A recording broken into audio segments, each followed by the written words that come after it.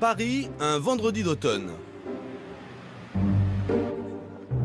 Alors que certains se pressent dans les bars à l'heure de l'apéritif, d'autres se préparent à passer une soirée plus rock'n'roll. C'est le cas de Jérémy, un ingénieur de 30 ans. Il reçoit ce soir ses potes dans son studio. Salut, ça va? Ouais, toi. T'as un petit peu de poudre. Mais en plus de prendre un verre, ils vont tracer quelques lignes. Bon, c'est sur la poudre. Pas des lignes de cocaïne, mais des lignes d'un autre produit. Ah bah, petit poupoudre, c'est de la cocaïne qui a été achetée par un dealer lambda, qui n'est pas de très bonne qualité, et qui a été mélangée malencontreusement à de la méthylone. C'était, j'avais le récipient sous la main, il fallait que je remélange les deux, donc ça a été un petit peu mélangé. Et il se trouve que la méthylone peut se sniffer également. La méthylone, un nom de formule chimique qui désigne une de ces nouvelles drogues de synthèse au succès dévastateur. Elle peut se prendre par le nez ou s'avaler.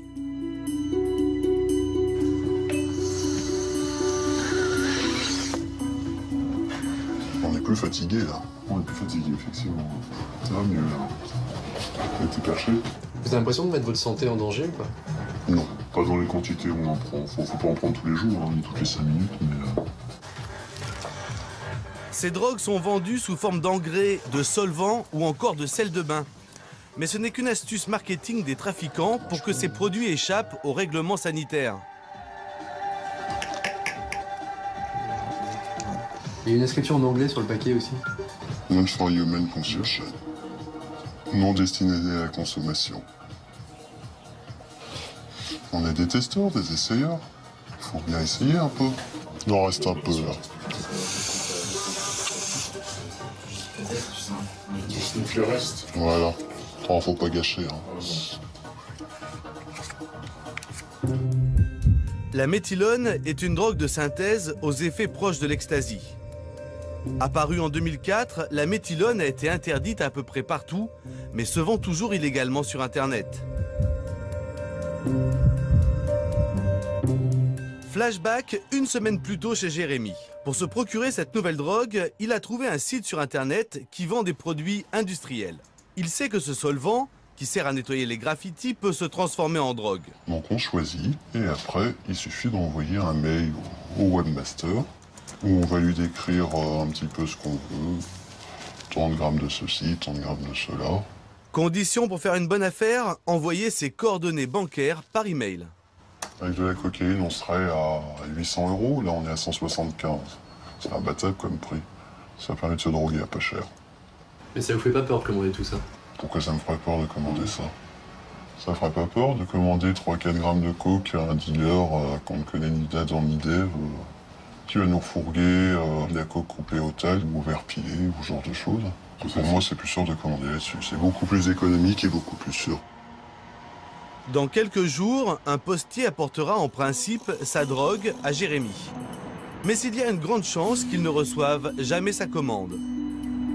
À l'aéroport de Roissy, les douaniers traquent les entrées de stupéfiants par les airs. Le trafic de drogue est le 3e commerce mondial, derrière le pétrole et l'alimentation, et juste devant les armes.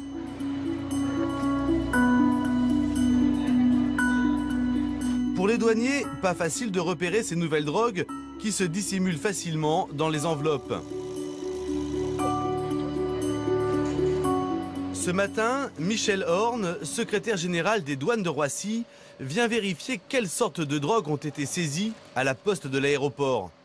Comme tous les jours, des dizaines de colis sont examinés. C'est quoi ça? Je pense que c'est de l'herbe. C'est de l'herbe, ouais, ça sent, hein?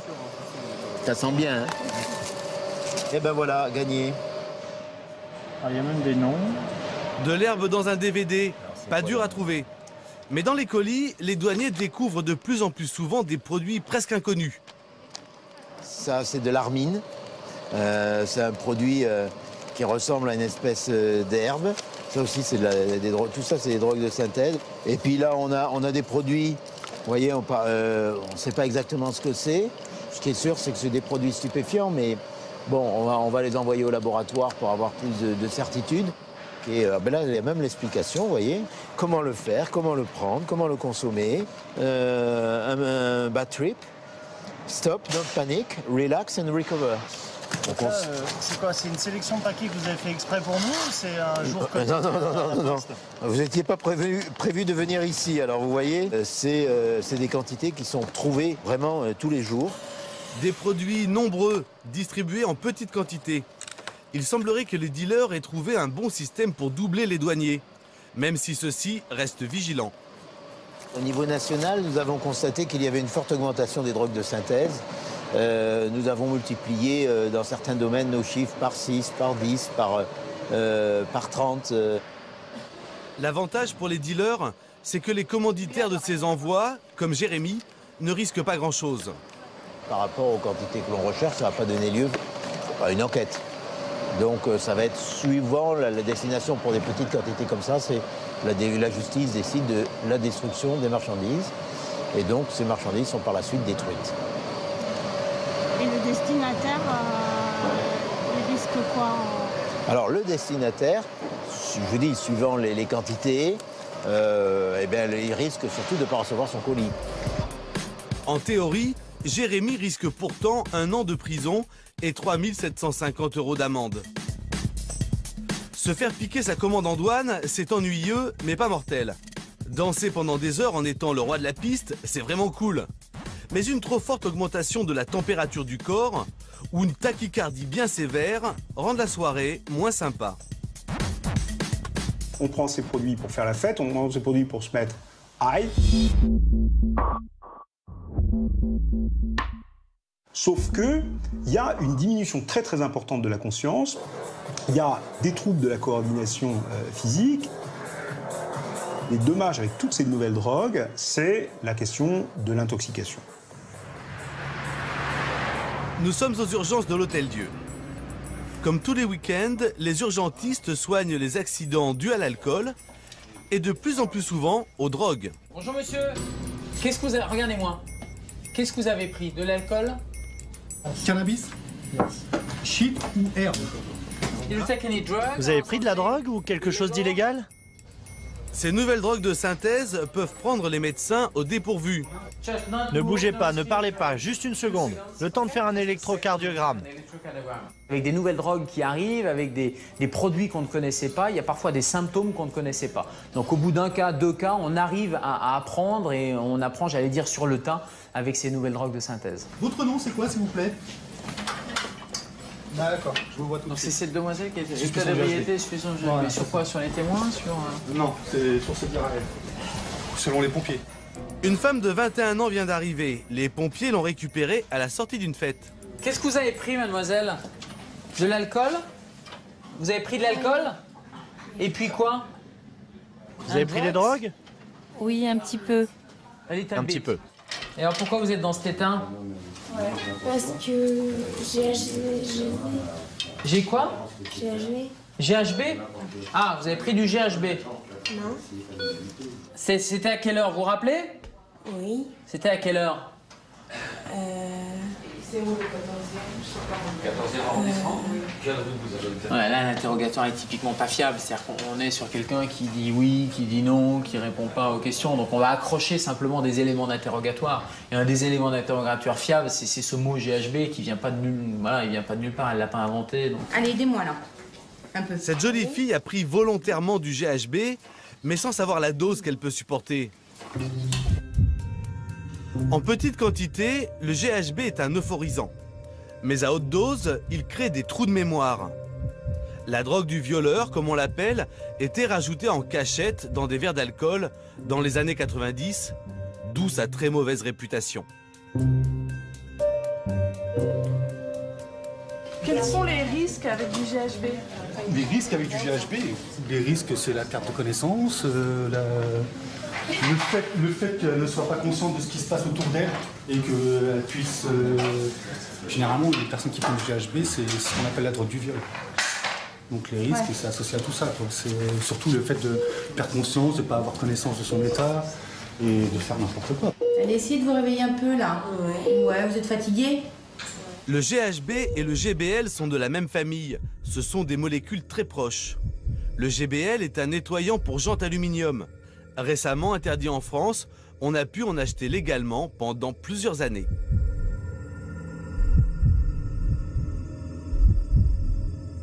En fait, quand vous ingérez du GBL, il se transforme en GHB dans votre corps et ça donne les effets du GHB.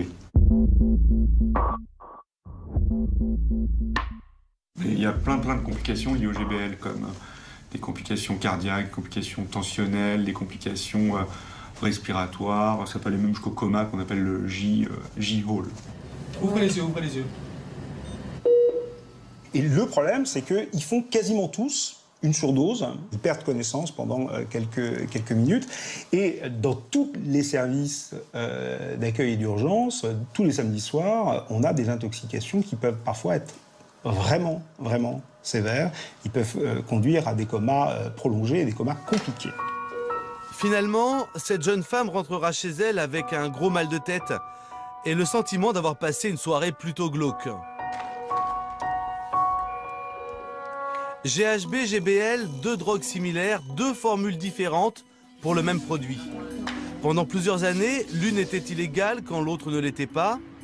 L'industrie des drogues a tout intérêt à avoir un temps d'avance sur les polices des États. Ici, à l'Institut national de la police scientifique, les drogues saisies par les douanes françaises sont analysées pour les identifier avec certitude. Ici, nous sommes dans la salle qui sert au stockage des produits qui vont être analysés par la section stupéfiants. Nous recevons des affaires un peu de toute la France. Le quotidien de ce spécialiste, c'est de tester les drogues classiques. Cocaïne, héroïne, amphétamine, ecstasy ou encore cannabis. C'est ce qu'on appelle la plaquette de chocolat.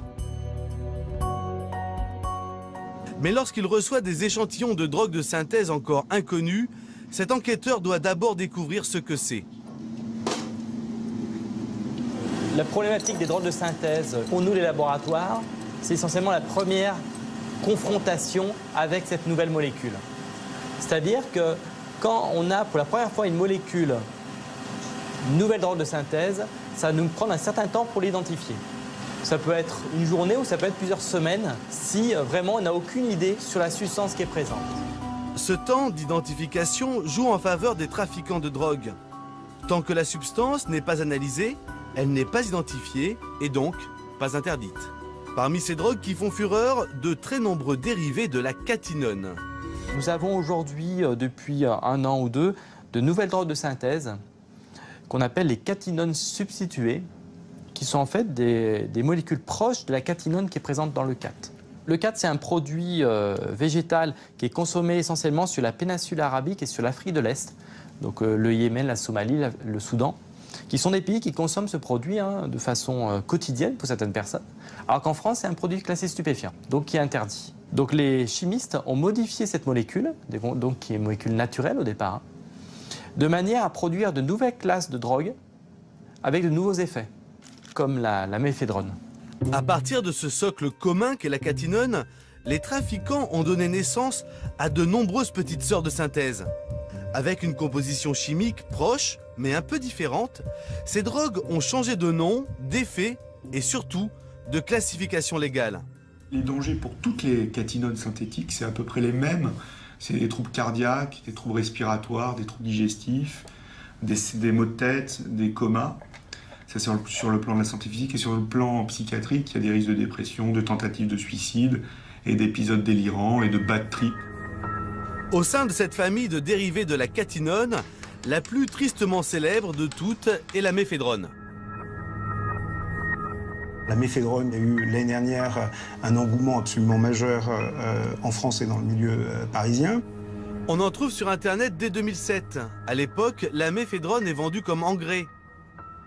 C'est un peu le post-ecstasy, et il a aussi des effets psychostimulants qui se rapprochent de celui de la cocaïne. C'est de l'euphorie, c'est du bien-être, c'est un sentiment de toute puissance, et puis un contact social facile. En gros, c'est j'aime tout le monde, et tout le monde m'aime, et c'est très bien, et je plane. Et dans une deuxième phase, qui est une phase de descente, on trouve des situations qui sont quand même très angoissantes. le fait d'avoir très mal à la tête, et d'avoir une impression très curieuse d'avoir des décharges électriques dans le cerveau, hein, ce qu'on appelle le brain zapping. Le cerveau tombe à un moment, il y a une espèce de coupure comme ça, une coupure de la conscience qui dure quelques minutes. Et c'est, en règle générale, très angoissant, et ça peut durer plusieurs jours, hein, jusqu'à un véritable syndrome dépressif au bout de 3-4 jours, quand on vit des choses aussi difficiles. Mais pour les clubbeurs anglais, qu'importent les conséquences. Le sentiment de bonheur généré par la méphédrone est tellement fort que son succès est foudroyant.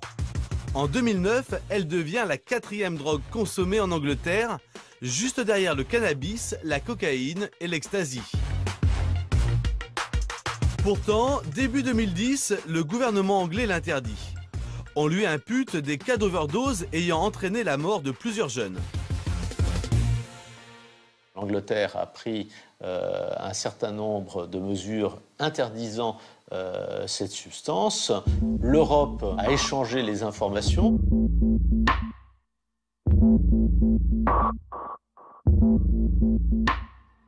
Et c'est à la suite de cet échange que la France a décidé d'analyser les conséquences de la consommation de ce produit et a décidé ensuite, très peu de temps après les Anglais, de classer comme produit stupéfiant la méphédrone. Ce qui s'est passé, c'est qu'avec l'interdiction de la méphédrone, ça a fait du bruit en Grande-Bretagne, mais la méphédrone a été interdite et hop, il y a une nouvelle drogue de synthèse qui est apparue, qui était la MDMA. Donc comme ça, il y a une espèce de marketing sauvage sur Internet par ces labos clandestins. Facile, les trafiquants n'ont qu'à changer une seule des lignes de la formule chimique pour créer une toute nouvelle drogue. Londres, la ville d'Europe où l'on consomme le plus de drogue pour faire la fête. Et même si la méphédrone a été interdite en 2010, on en trouve encore à tous les coins de rue. Dans le quartier de Camden, il suffit de rentrer dans le premier magasin venu pour trouver toutes sortes de drogues, dont de la méphédrone. Je veux des party pills pour faire la fête. Ah oui, j'en ai des très bonnes. De la pipérazine, ce sont des pilules? Ouais, c'est très très bien. C'est quoi les effets? Est-ce que je vais rire? J'ai besoin de rire. Ah ouais, c'est très fort, tu vas bien t'amuser. Ok. C'est combien?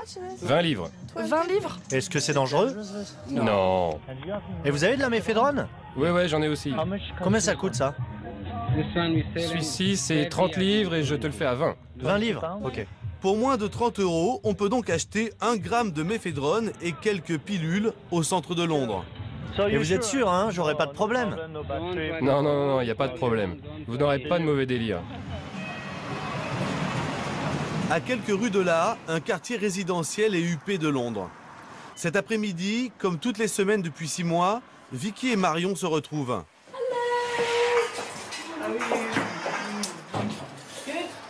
Allez, rentre. Ces deux femmes ont un triste point commun, leurs filles sont mortes après avoir pris de la drogue en soirée. C'est une belle photo de Louise. On l'avait mis sur son cercueil pendant l'enterrement. Louise, la fille de Vicky, avait 21 ans. Elle étudiait le stylisme et c'était une fêtarde. Ça, c'est mon tatouage. Louise est partie il y a 18 mois avec sa copine à Liverpool car elle était DJ et elle avait une soirée là-bas. Elles ont raté leur bus, elles ont bu et fait je ne sais quoi d'autre. Elle est revenue avec un tatouage là, juste sur le bras avec écrit « Maman ». Et elle m'a dit « Voilà, c'est ton cadeau de fête des mères ». Donc après sa mort, j'ai fait le même. Elle était folle, mais dans le bon sens. Elle était juste exubérante et extravertie. Elle faisait des dessins de mode adorables.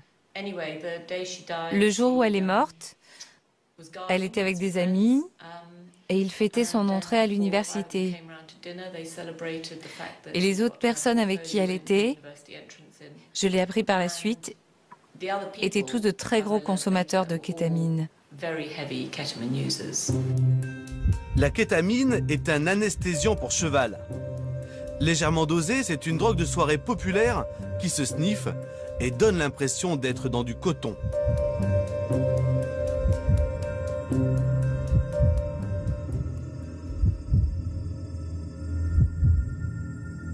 Ça peut être un effet hallucinogène, ça peut être un effet relaxant, ça peut être un effet contre l'angoisse.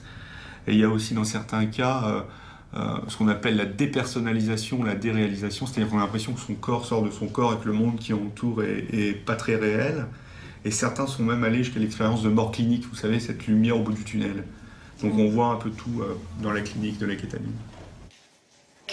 La kétamine est un anesthésiant puissant, donc vous avez une montée, c'est d'ailleurs pour cela que les gens en prennent, mais normalement vous l'éliminez en dormant.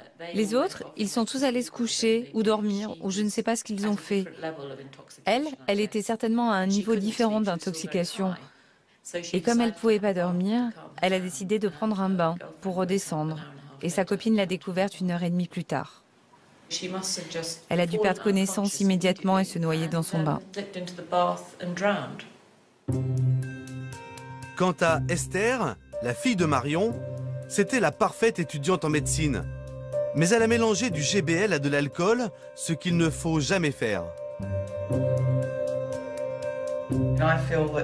Mon sentiment, c'est que si c'est arrivé à Esther, ça peut arriver à n'importe qui. Absolument n'importe qui. C'était la dernière personne à qui ça pouvait arriver. C'était une des meilleures élèves, c'était une pom-pom girl, une athlète. Elle n'était pas informée. Les gens croient que leurs enfants ne prennent pas de drogue parce que seules les mauvaises personnes en prennent. Mais nous savons que 83% des jeunes qui sortent en discothèque en Angleterre prennent de la drogue sous une forme ou une autre. Donc on les regarde dans les yeux et on leur dit « Écoutez, ça pourrait être votre enfant. Il faut vraiment leur dire que même si c'est pour s'amuser, ils pourraient faire partie de ces gamins qui n'ont vraiment pas de chance. » Pour surmonter leur douleur, Vicky et Marion ont décidé de se battre. Elles ont créé la fondation Angélus pour faire de la prévention auprès des familles. La meilleure manière de traiter ce problème, c'était de lancer une campagne pour que les gens en prennent conscience et les informer. Les parents n'ont aucune idée de ce que sont les drogues légales. La plupart des jeunes les découvrent quand ils sont plus vieux et comprennent ce que c'est. Mais cette brochure est là pour rappeler le cas de ces 4 enfants décédés. Le gouvernement britannique est conscient du problème. Nous avons fait du lobbying et jusqu'à très récemment, nous avons travaillé en étroite collaboration avec le ministère en charge de la prévention de la délinquance. Mais je pense que personne ne sait réellement quoi faire, parce que c'est un problème complexe. Il n'y a pas uniquement la drogue, il y a aussi des concours de beuverie. Et si derrière le problème de ces nouvelles drogues de synthèse se cachait en fait une question plus vaste et plus profonde sur les nouveaux modes de vie de la jeunesse, un peu partout dans le monde. Qu'est-ce qui intéresse les adolescents quand ils boivent? C'est plus l'euphorie, c'est le binge drinking, c'est l'ivresse instantanée, c'est l'ivresse forte.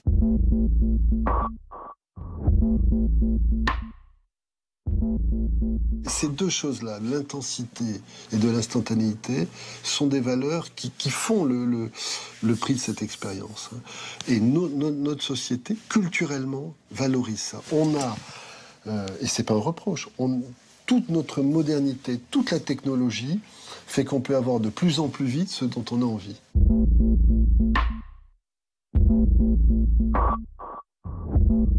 C'est ce qui explique d'ailleurs qu'aujourd'hui, les conduites addictives ne se résument pas à des jeunes qui y rentrent par la psychopathologie, mais concernent maintenant des personnes qui y rentrent par une attractivité culturelle, parce qu'ils cherchent ce sentiment hédoniste, ils cherchent ce sentiment de plénitude, parce qu'il est devenu une espèce de culture de base. Et parmi les lieux où cette culture de base s'exprime, les technivals. Lors de ces immenses rassemblements festifs, les DJ déversent une techno hardcore depuis des murs de son durant plusieurs jours. Un véritable marathon de la trance.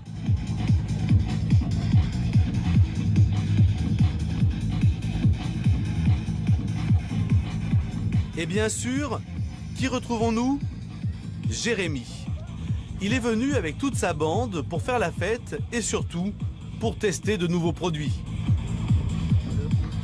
On sent plus trop ces gens.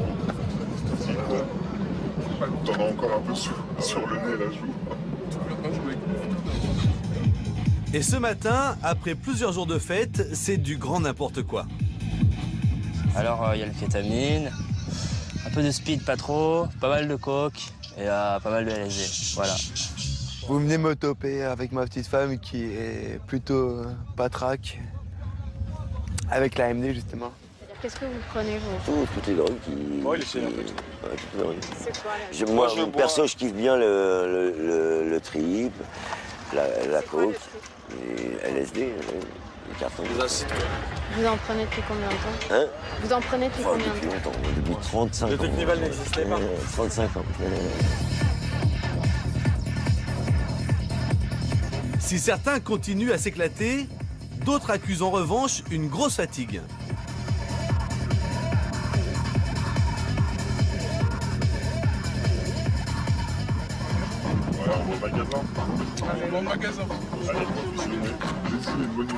Pour Jérémy et ses amis, le magasin, c'est le dealer.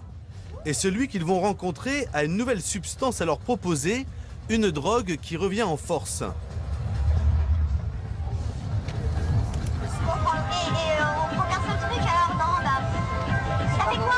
CB? Ouais. Ah, bah, c'est de la mescaline synthétique.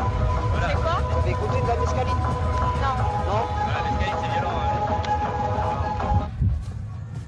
La mescaline est une drogue hallucinogène mythique, tirée du peyote, un cactus d'Amérique du Sud.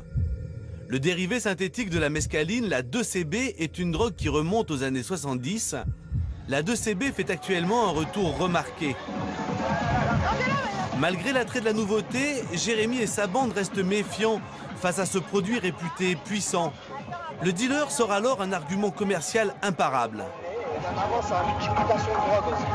Ça veut dire, si tu prends de la clé, c'est français. Ah ouais. Je te laisse voir, tu vois ce que je veux dire? Non, on prend de la CB, on prend de la MD alors. Ouais, on prend tout comme ça, et on va pareil. C'est bien pour en dire. Les deux produits, tu vas péter un câble. Ah ouais, ok. C'est écrit dessus. 80 € pour un gramme de MDMA et de 2CB. Pas sûr que ce soit une bonne affaire. Pendant leur séjour, Jérémy et ses amis auront pris 8 sortes de drogues différentes. C'est cette consommation multiple qui inquiète.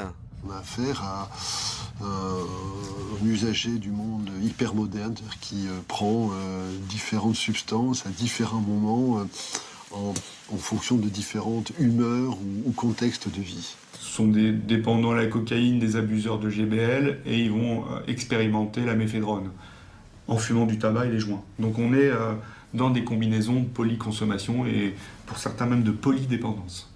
On est vraiment dans l'ère, dans la mode de la polyconsommation. Un produit pour accentuer les effets d'un autre produit, pour diminuer les effets de descente d'encore un autre produit, etc., etc.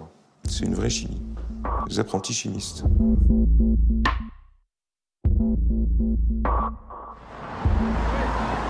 À Paris, l'association Charonne est une des structures d'écoute des toxicomanes les plus anciennes de France. Ce matin, Christian Bullard a rendez-vous avec Charlotte, une polytox. Bon, on va commencer par les consos. Vous en êtes où actuellement? Actuellement, on va dire que mes consommations se limitent au LSD, à la kétamine. Le speed, j'en prends plus trop. La coke, c'est cher, mais bon, si on peut en avoir, c'est cool. Mais c'est vrai que moi, mes deux petits points faibles, c'est le LSD et la kétamine. Et vous les mélangez? Ouais, ça m'arrive, souvent. Charlotte, 20 ans, a commencé à prendre des drogues dans des raves. C'était il y a 4 ans. Elle n'a jamais décroché, notamment du LSD, un hallucinogène.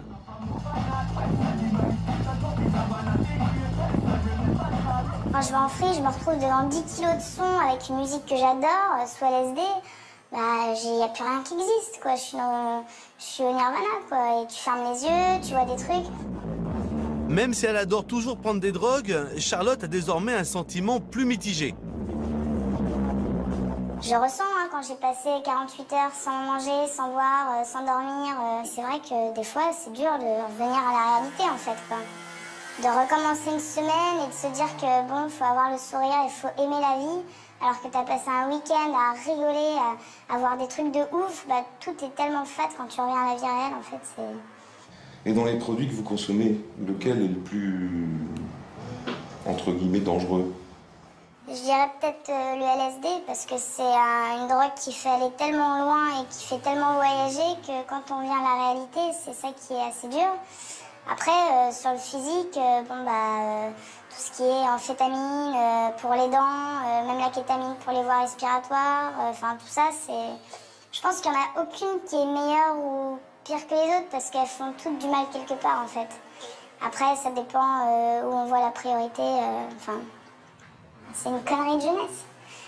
J'aurais jamais dû y toucher, c'est tout. J'aurais jamais dû être naïve, j'aurais jamais dû vouloir faire comme les autres. Enfin, moi, sans ça, c'est vrai que je serais super stressée, je serais super machin. Mais bon, je ferais aussi beaucoup plus de choses de ma vie. Je me lèverais plus tôt le matin, je serais moins fatiguée, je serais moins tête en l'air. Voilà, il y a plein de trucs, mais c'est vrai que je me sens un peu, des fois, même si je sais que je gère, je me sens un peu trop prisonnière de ça, justement. Polydépendante, Charlotte veut sortir de ce qu'elle commence à ressentir comme étant une impasse. On se voit samedi. Ouais, on se voit samedi, c'est sûr. Merci. Merci à vous. À Paris, Charlotte a la chance de s'appuyer sur des structures d'écoute. Mais dans d'autres pays, la situation est plus tendue. Parmi les nouvelles drogues de synthèse, il y en a une qui crée une dépendance bien plus forte que tout ce que nous avons vu dans ce film jusqu'à présent. C'est le crocodile. Elle n'est pas encore arrivée en France, mais elle fait déjà des ravages en Russie. Le crocodile rend la peau écailleuse comme celle du reptile et son venin nécrose l'intérieur du corps. Facile à trouver, facile à fabriquer, le crocodile tue des milliers de personnes en Russie. Ekaterinbourg, Sibérie, à 1600 km de Moscou. Mikhail est un ancien junkie. Désormais, il est bénévole dans l'association Ville sans drogue, qui essaie d'éradiquer le crocodile des rues de cette cité industrielle. Ici, on se trouve dans un des quartiers d'Ekaterinbourg. C'est un quartier où il y a beaucoup de junkies. Nous allons vérifier une adresse. Le plus souvent, c'est de la désomorphine, du crocodile. Un délateur a passé un coup de fil.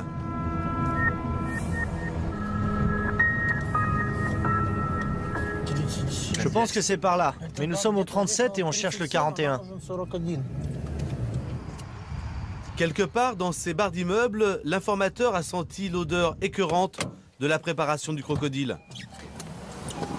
Pour prouver la gravité du problème aux autorités, Mikhail filme tout ce qu'il voit. Dites-moi ce que vous avez remarqué. Vous avez senti des odeurs? Oui, je suis gênée par l'odeur, ça sent l'acétone et l'iode. Il y a aussi des allées et venues de groupes de junkies. En plus, ils jettent les seringues et toutes leurs saloperies dans les parties communes, juste là où nous lavons la vaisselle. Il y a des seringues qui traînent partout avec du sang. Appelé par Mikhail, la police arrive 15 minutes plus tard. C'est cette porte-là? Pour pouvoir entrer, une complice va tendre un piège grossier. Bonjour, c'est le service municipal. J'ai besoin d'une signature pour une quittance. Qui est là? Ouvrez, s'il vous plaît.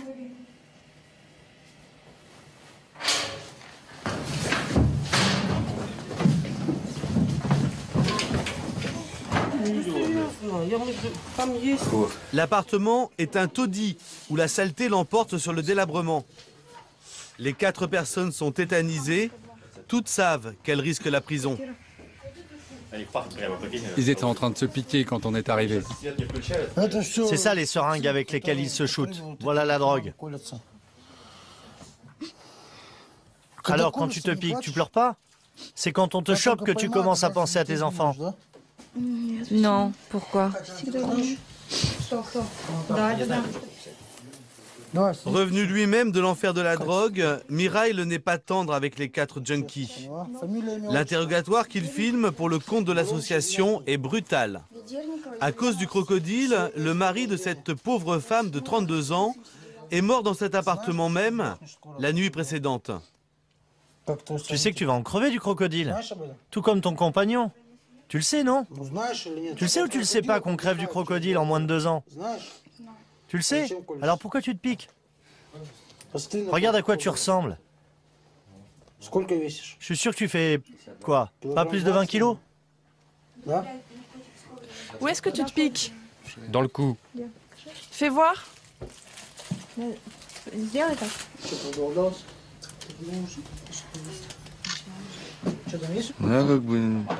Moi, c'est comme ça de temps en temps. Je sais pas pourquoi je prends du crocodile. Ça fait pas un effet très longtemps. On peut recommencer souvent parce que le crocodile ne coûte pas cher. On n'a même pas le temps de penser aux saloperies qu'il y a dedans. Tout le monde meurt. Personne ne reste en vie. Mais quel est ce venin mortel? À côté des seringues, une tablette de codéine, un médicament antidouleur qui contient de la morphine, mais aussi des bouteilles de plastique qui sentent l'essence. C'est avec ça qu'ils fabriquent le crocodile. Après la première injection de cette drogue, l'espérance de vie est d'environ 2 ans. En fait, le corps ne peut pas évacuer la drogue. Le produit reste dans le sang et l'organisme commence à pourrir de l'intérieur. Il se décompose. On l'appelle le crocodile parce qu'il nous dévore de l'intérieur. Accros, ils connaissent les risques mais ne peuvent décrocher. Ils vont tous les 4 être placés en garde à vue. La propriétaire de l'appartement, considérée comme étant le receleur, risque 2 ans de prison.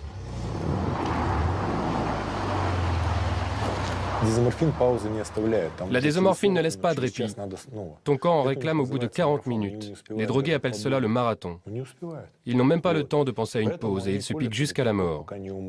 On ne peut pas en décrocher.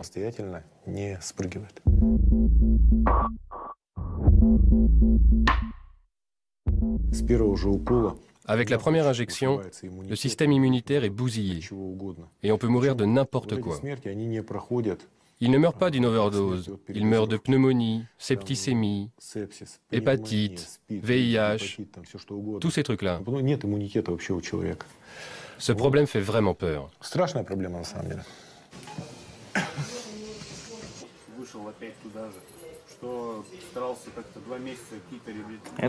Ça, c'est des marques à cause du crocodile. Ça fait 2 mois que ça ne guérit pas. C'était encore plus gros avant. Là, ça commence à aller mieux. Je me piquais à cet endroit. Je me suis fait un fixe. Ça s'est infecté. On va m'opérer. Bien souvent, la seule solution est l'amputation. Selon les associations de lutte contre la drogue, il y aurait 2,5 millions d'utilisateurs de crocodiles dans toute la Russie. Il faut dire qu'entre la Russie et la drogue, c'est une longue histoire. La Russie est le premier consommateur mondial d'héroïne qui provient d'Afghanistan. Mais depuis que le prix de l'héroïne a flambé, les accros ont trouvé cette nouvelle drogue. Le pire, c'est que le crocodile n'est rien d'autre que la transformation artisanale de médicaments en vente libre dans les pharmacies. Tiens, regarde, une bande de junkies qui vient d'acheter des médicaments. On voit bien que ce sont des junkies.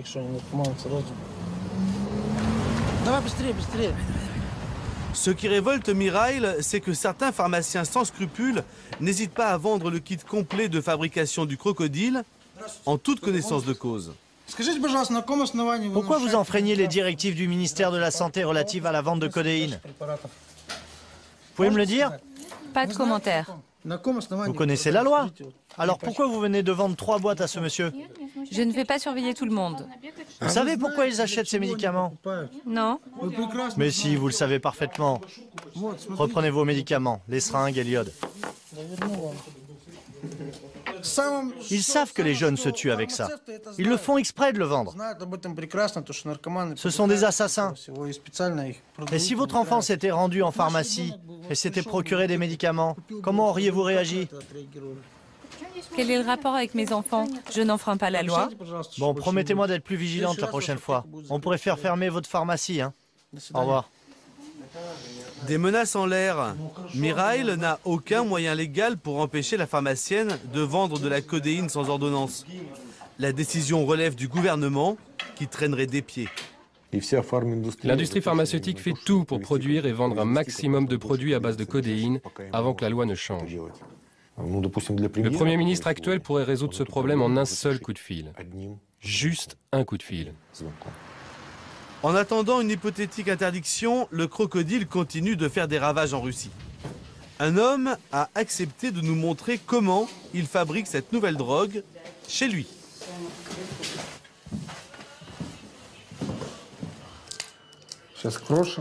On va commencer par effriter ça, puis il nous faut séparer tous les composants du médicament, la codéine et le paracétamol.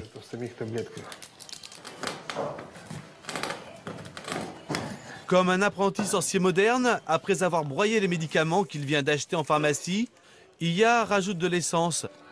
Vous avez bien entendu, de l'essence.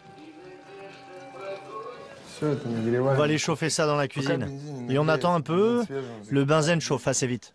Quand le benzène sera bien chaud, on secouera pendant 7 minutes. Tu connais les dangers du croco?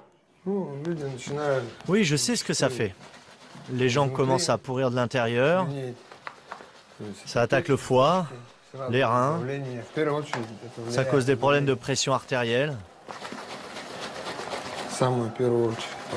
Puis je crois qu'à la fin, ça attaque le cœur.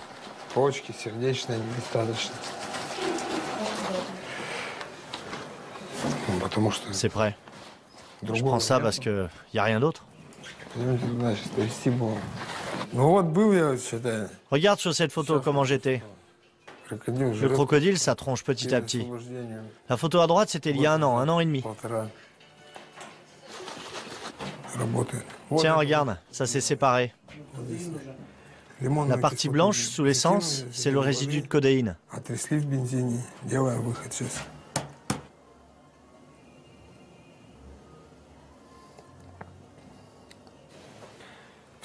Tu vois là, c'est de la codéine pure. Tous les surplus ont été enlevés. Une fois chauffé, cela a la forme d'une croûte. On gratte et on verse la poudre dans une fiole. Iya vient de séparer les molécules de codéine. Il va les mélanger avec du soufre. Regarde, on va mettre la boule de soufre. On va faire la réaction chimique. Regardez bien. Une odeur répugnante se répand dans tout l'appartement.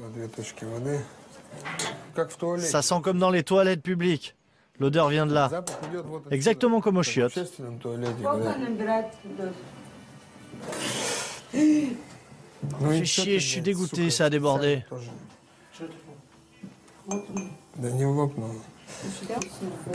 La recette du crocodile est bien entendu plus compliquée à préparer que ce que vous avez vu. Dans ces conditions d'amateurisme total et sans aucun contrôle sur les dosages, les risques d'overdose sont énormes. En Russie, comme partout dans le monde, il est désormais à la portée de chacun de fabriquer de nouvelles drogues de synthèse. Quand ce ne sont pas les trafiquants qui contournent la loi, ce sont les drogués qui trouvent par eux-mêmes les moyens de se détruire.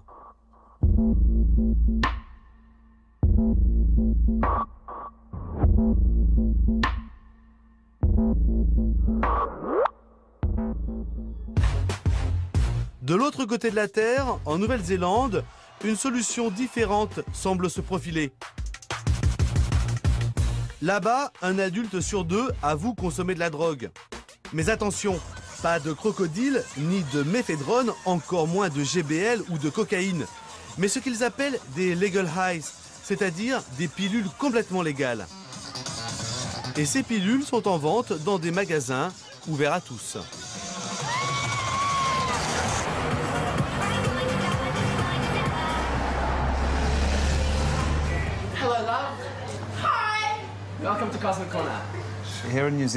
Ici, en Nouvelle-Zélande, nous avons tout un tas de drogues légales.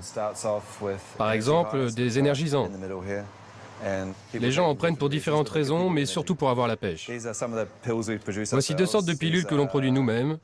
C'est comme du MDMA ou de l'ecstasy léger, mais ça ne contient que des ingrédients légaux. L'avantage, c'est que tu peux lire exactement ce qu'il y a dedans, alors que pour les autres drogues, tu n'as aucune idée de la composition. Des drogues dont on connaît la composition, un argument qui porte, notamment auprès des consommateurs français, Comme ce touriste de passage en Nouvelle-Zélande. Si tu bois, prends du Nirvana.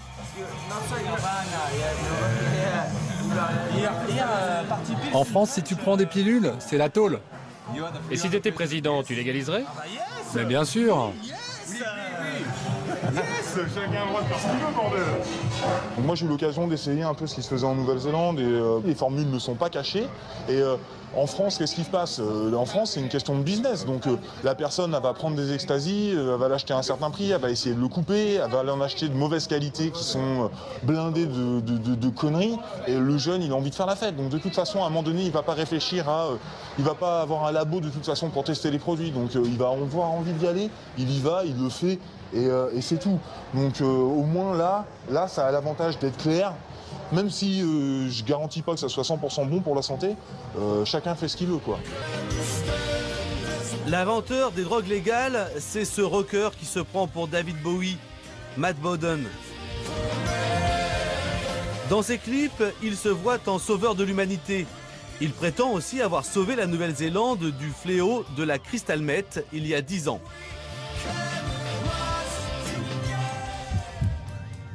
La crystal meth, une amphétamine qui remonte aux années 60, qui a disparu et qui a réapparu. Ses effets sont dévastateurs, comme vous pouvez le voir sur ces images avant, après.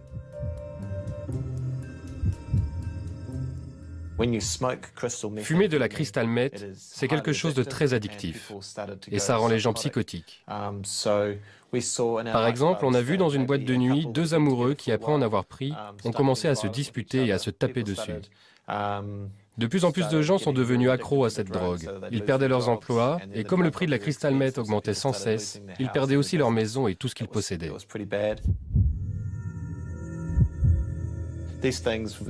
Ça m'a amené à la conclusion que si on avait des drogues plus saines dans notre pays, il y aurait moins de morts et les consommateurs ne seraient jamais fous et jamais accros. Donc j'ai demandé à des chimistes de fabriquer une drogue qui pourrait remplacer le crystal meth et qui n'entraînerait pas de dépendance et ne ferait pas de dommages au cerveau et aurait très peu de chances de causer des morts par overdose.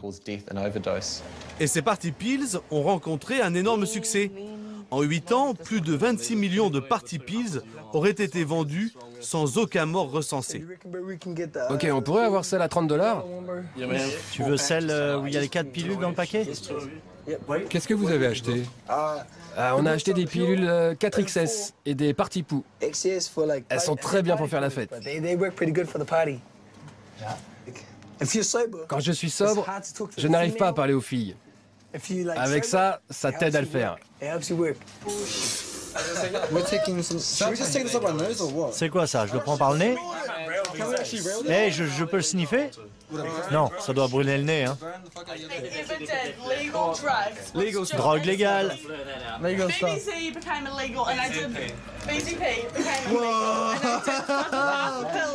Qui va être à fond ce soir? Le gouvernement néo-zélandais a interdit plusieurs fois les drogues de ce dealer bon teint qu'est Matt Bodden. La situation des drogues légales en Nouvelle-Zélande, c'est pourtant compliqué, mais Matt Bodden a de nouveau changé les formules chimiques de ses pilules et son business a repris de plus belle.